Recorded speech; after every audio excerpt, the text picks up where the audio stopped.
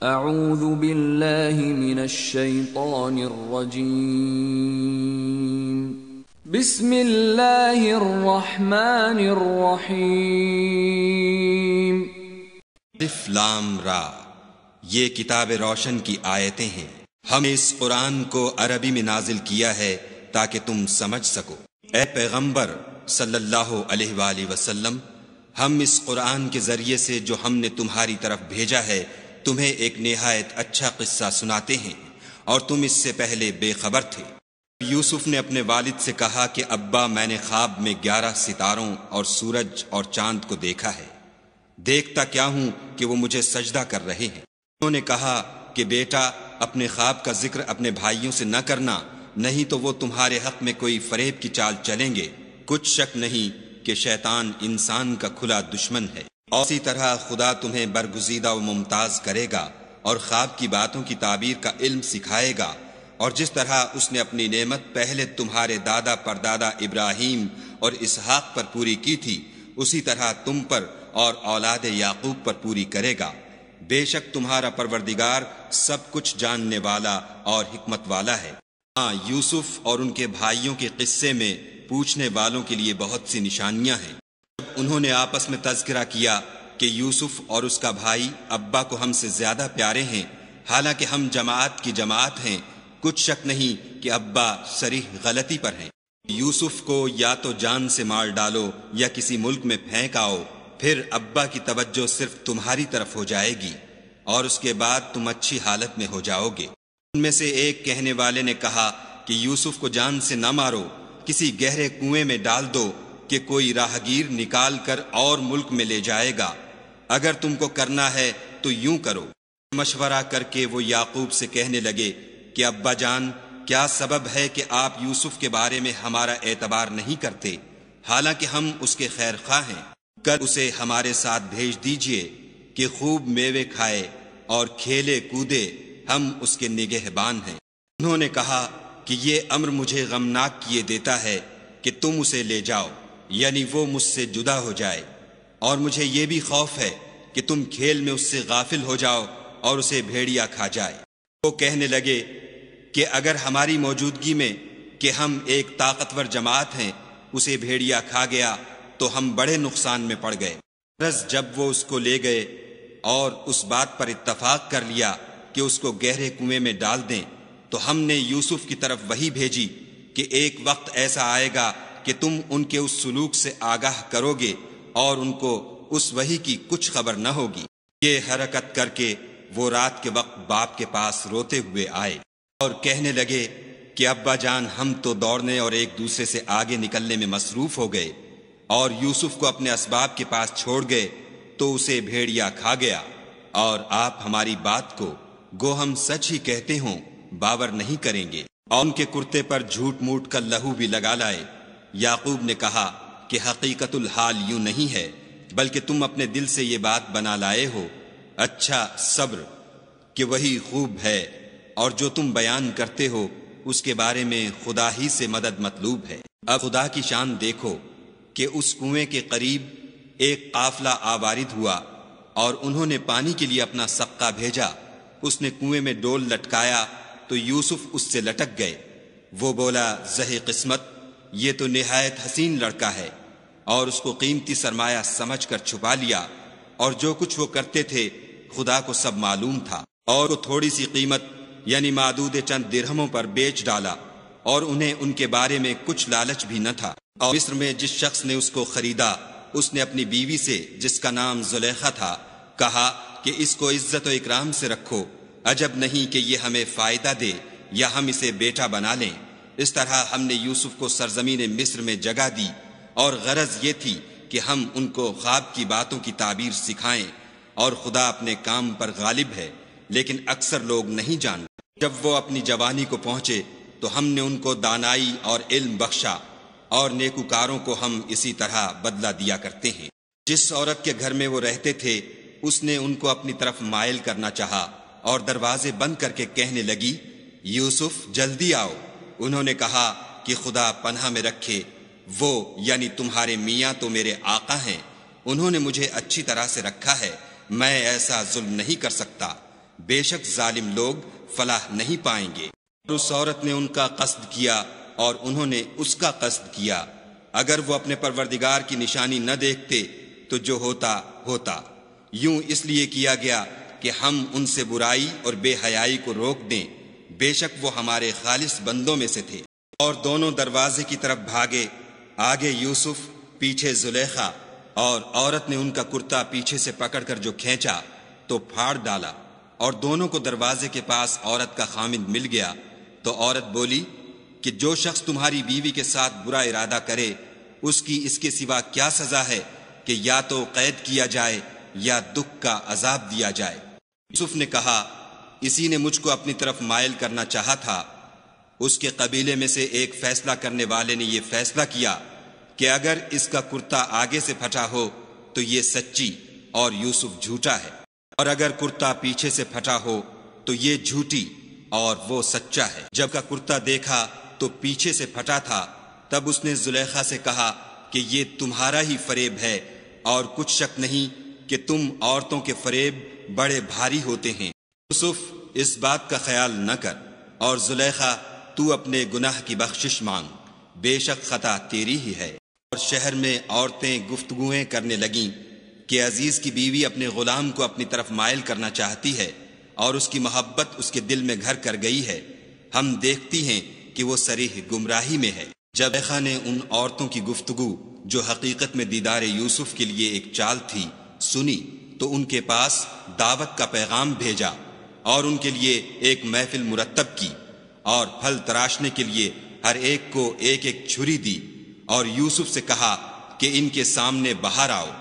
جب عورتوں نے ان کو دیکھا تو ان کا رعب حسن ان پر ایسا چھا گیا کہ پھل تراشتے تراشتے اپنے ہاتھ کاٹ لیے، اور بے ساختہ بول اٹھیں کہ سبحان اللہ، یہ حسن، یہ آدمی نہیں کوئی بزرگ فرشتہ ہے۔ تب زلیخا نے کہا، یہ وہی ہے جس کے بارے میں تم مجھے طعنے دیتی تھیں، اور بے شک میں نے اس کو اپنی طرف مائل کرنا چاہا، مگر یہ بچا رہا، اور اگر یہ وہ کام نہ کرے گا جو میں اسے کہتی ہوں تو قید کر دیا جائے گا اور ذلیل ہوگا۔ یوسف نے دعا کی کہ پروردگار، جس کام کی طرف یہ مجھے بلاتی ہیں اس کی نسبت مجھے قید پسند ہے، اور اگر تو مجھ سے ان کے فریب کو نہ ہٹائے گا تو میں ان کی طرف مائل ہو جاؤں گا اور نادانوں میں داخل ہو جاؤں گا۔ تو خدا نے ان کی دعا قبول کر لی اور ان سے عورتوں کا مکر دفع کر دیا، بے شک وہ سننے اور جاننے والا ہے۔ باوجود اس کے کہ وہ لوگ نشان دیکھ چکے تھے، ان کی رائے یہی ٹھہری کہ کچھ عرصے کے لیے ان کو قید ہی کر دیں۔ اور ان کے ساتھ 2 اور جوان بھی داخل زندہ ہوئے۔ ایک نے ان میں سے کہا کہ میں نے خواب دیکھا ہے، دیکھتا کیا ہوں کہ شراب کے لیے انگور نچوڑ رہا ہوں۔ دوسرے نے کہا کہ میں نے بھی خواب دیکھا ہے، میں یہ دیکھتا ہوں کہ اپنے سر پر روٹیاں اٹھائے ہوئے ہوں اور جانور ان میں سے کھا رہے ہیں، تو ہمیں ان کی تعبیر بتا دیجئے کہ ہم تمہیں نیکوکار دیکھتے ہیں۔ یوسف نے کہا کہ جو کھانا تم کو ملنے والا ہے وہ آنے نہیں پائے گا کہ میں اس سے پہلے تم کو اس کی تعبیر بتا دوں گا۔ یہ ان باتوں میں سے ہے جو میرے پروردگار نے مجھے سکھائی ہیں۔ جو لوگ خدا پر ایمان نہیں لاتے اور روز آخرت سے انکار کرتے ہیں، میں ان کا مذہب چھوڑے ہوئے ہوں اور اپنے باپ دادا ابراہیم اور اسحاق اور یعقوب کے مذہب پر چلتا ہوں۔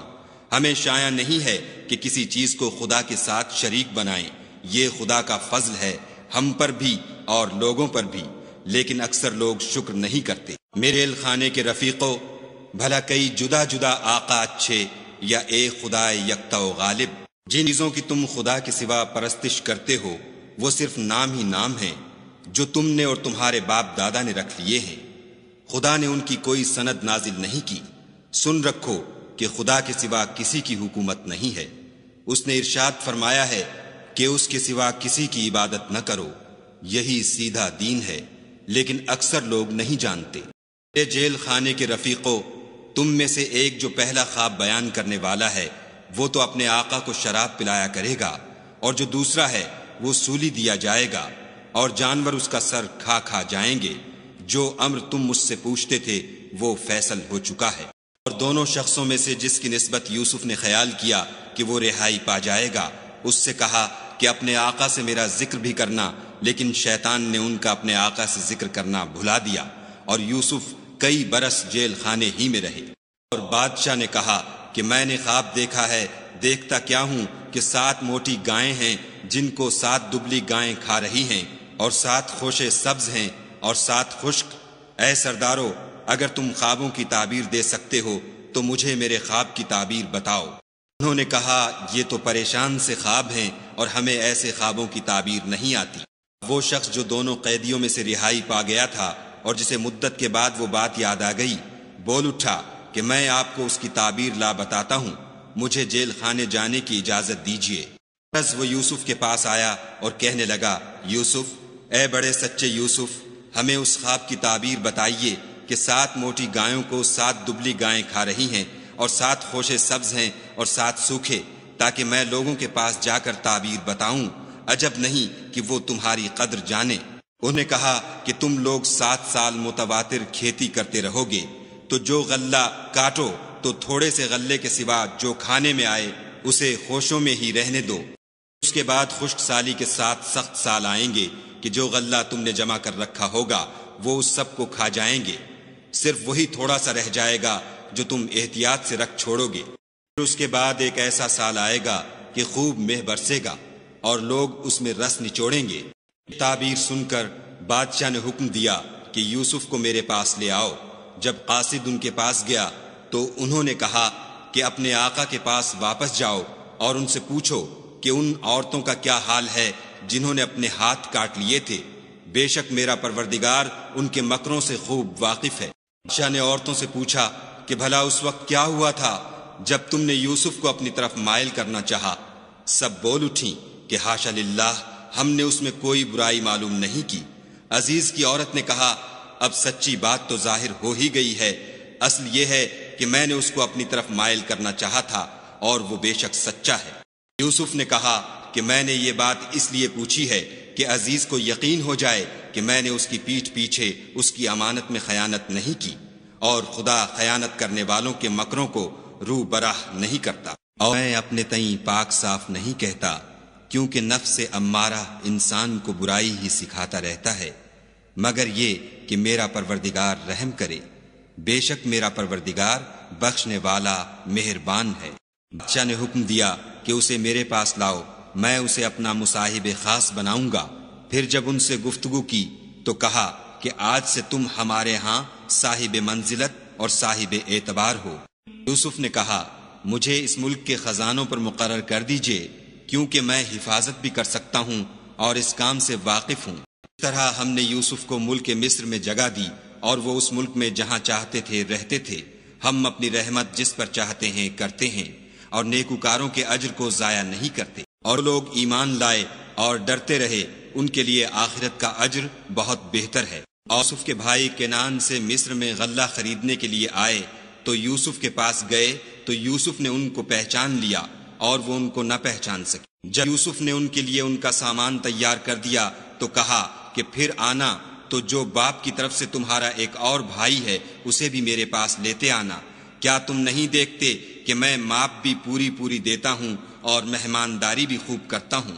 اگر تم اسے میرے پاس نہ لاؤ گے تو نہ تمہیں میرے ہاں سے غلہ ملے گا اور نہ تم میرے پاس ہی آ سکو گے۔ انہوں نے کہا کہ ہم اس کے بارے میں اس کے والد سے تذکرہ کریں گے اور ہم یہ کام کر کے رہیں گے۔ یوسف نے اپنے خدام سے کہا کہ ان کا سرمایہ یعنی غلے کی قیمت ان کے شلیتوں میں رکھ دو، عجب نہیں کہ جب یہ اپنے اہل و عیال میں جائیں تو اسے پہچان لیں، اور عجب نہیں کہ یہ پھر یہاں آئیں۔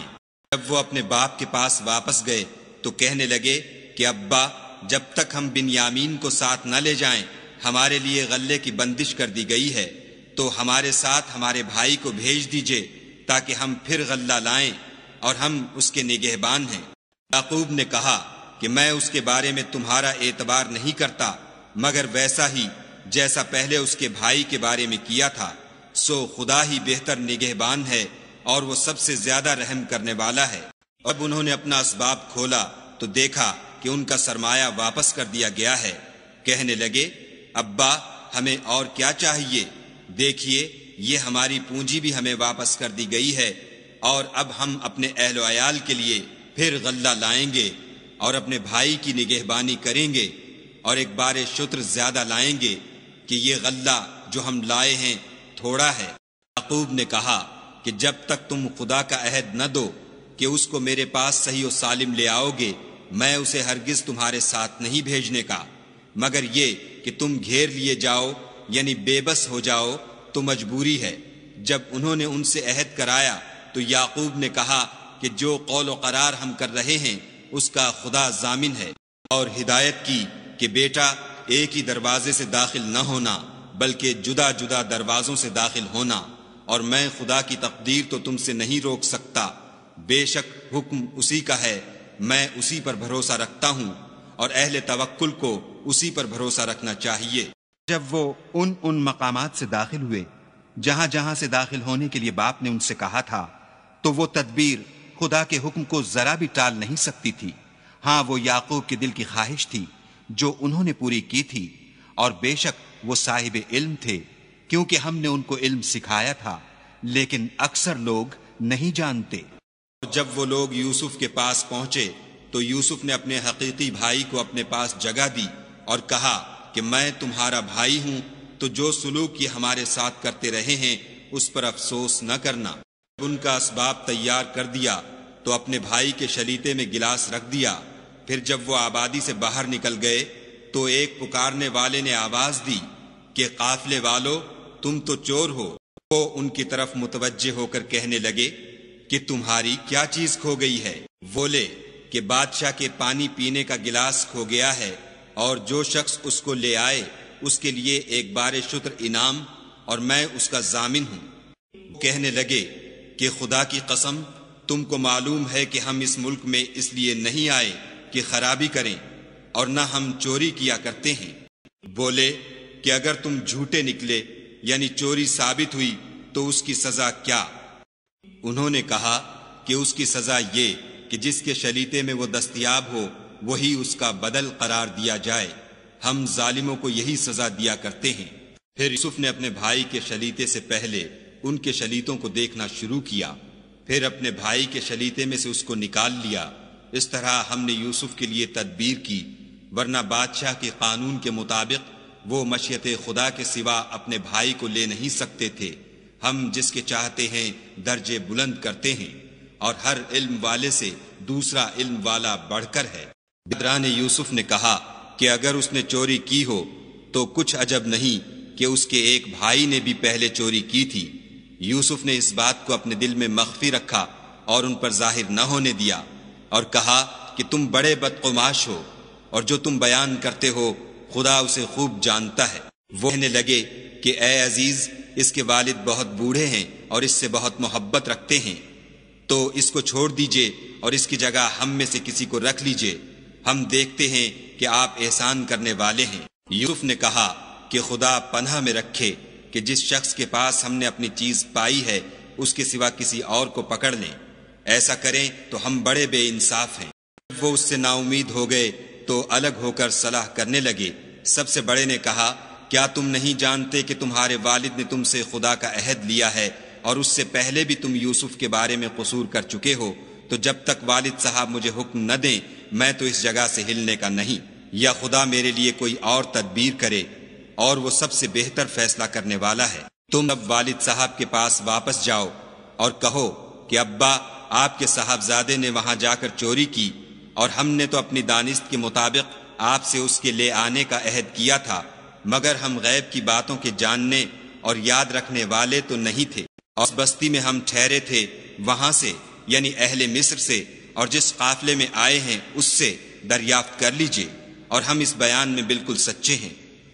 جب انہوں نے یہ بات یعقوب سے آ کر کہی تو انہوں نے کہا کہ حقیقت یوں نہیں ہے، بلکہ یہ بات تم نے اپنے دل سے بنا لی ہے، تو صبر ہی بہتر ہے۔ عجب نہیں کہ خدا ان سب کو میرے پاس لے آئے، بے شک وہ دانا اور حکمت والا ہے۔ پھر ان کے پاس سے چلے گئے اور کہنے لگے کہ ہائے افسوس یوسف، ہائے افسوس، اور رنج و الم میں ان کی آنکھیں سفید ہو گئیں اور ان کا دل غم سے بھر رہا تھا۔ بیٹے کہنے لگے کہ واللہ اگر آپ یوسف کو اسی طرح یاد ہی کرتے رہیں گے تو یا تو بیمار ہو جائیں گے یا جان ہی دے دیں گے۔ انہوں نے کہا کہ میں تو اپنے غم و اندھوں کا اظہار خدا سے کرتا ہوں، اور خدا کی طرف سے وہ باتیں جانتا ہوں جو تم نہیں جانتے۔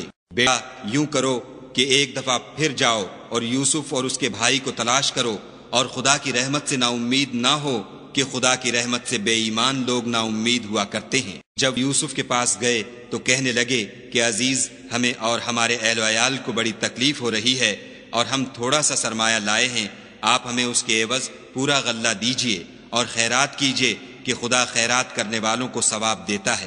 یوسف نے کہا، تمہیں معلوم ہے کہ جب تم نادانی میں پھنسے ہوئے تھے تو تم نے یوسف اور اس کے بھائی کے ساتھ کیا کیا تھا؟ وہ بولے، کیا تم ہی یوسف ہو؟ انہوں نے کہا، ہاں میں ہی یوسف ہوں، اور بنیامین کی طرف اشارہ کر کے کہنے لگے، یہ میرا بھائی ہے، خدا نے ہم پر بڑا احسان کیا ہے، جو شخص خدا سے ڈرتا اور صبر کرتا ہے تو خدا نیکوکاروں کا اجر ضائع نہیں کرتا۔ بولے، خدا کی قسم، خدا نے تم کو ہم پر فضیلت بخشی ہے، اور بے شک ہم خطا کار تھے۔ یوسف نے کہا کہ آج کے دن سے تم پر کچھ عتاب و ملامت نہیں ہے، خدا تم کو معاف کرے، اور وہ بہت رحم کرنے والا ہے۔ میرا کرتا لے جاؤ اور اسے والد صاحب کے منہ پر ڈال دو، وہ بینا ہو جائیں گے، اور اپنے تمام اہل و عیال کو میرے پاس لے آؤ۔ اور قافلہ مصر سے روانہ ہوا تو ان کے والد کہنے لگے کہ اگر مجھ کو یہ نہ کہو کہ بوڑھا بہک گیا ہے تو مجھے تو یوسف کی بو آ رہی ہے۔ وہ بولے کہ واللہ آپ اسی قدیم غلطی میں مبتلا ہیں۔ جب خبری دینے والا آ پہنچا تو کرتا یعقوب کے منہ پر ڈال دیا، اور وہ بینا ہو گئے، اور بیٹوں سے کہنے لگے، کیا میں نے تم سے نہیں کہا تھا کہ میں خدا کی طرف سے وہ باتیں جانتا ہوں جو تم نہیں جانتے؟ بیٹ کہا کہ ابا، ہمارے لیے ہمارے گناہ کی مغفرت مانگیے، بے شک ہم خطا کار تھے۔ انہوں نے کہا کہ میں اپنے پروردگار سے تمہارے لیے بخشش مانگوں گا، بے شک وہ بخشنے والا مہربان ہے۔ یہ سب لوگ یوسف کے پاس پہنچے تو یوسف نے اپنے والدین کو اپنے پاس بٹھایا اور کہا، مصر میں داخل ہو جائیے، خدا نے چاہا تو خاطر جمع سے رہیے گا۔ اور اپنے والدین کو تخت پر بٹھایا، اور سب یوسف کے آگے سجدے میں گر پڑے۔ اور اس وقت یوسف نے کہا، ابا جان، یہ میرے اس خواب کی تعبیر ہے جو میں نے پہلے بچپن میں دیکھا تھا، میرے پروردگار نے اسے سچ کر دیا، اور اس نے مجھ پر بہت سے احسان کیے ہیں کہ مجھ کو جیل خانے سے نکالا، اور اس کے بعد کہ شیطان نے مجھ میں اور میرے بھائیوں میں فساد ڈال دیا تھا، آپ کو گاؤں سے یہاں لایا۔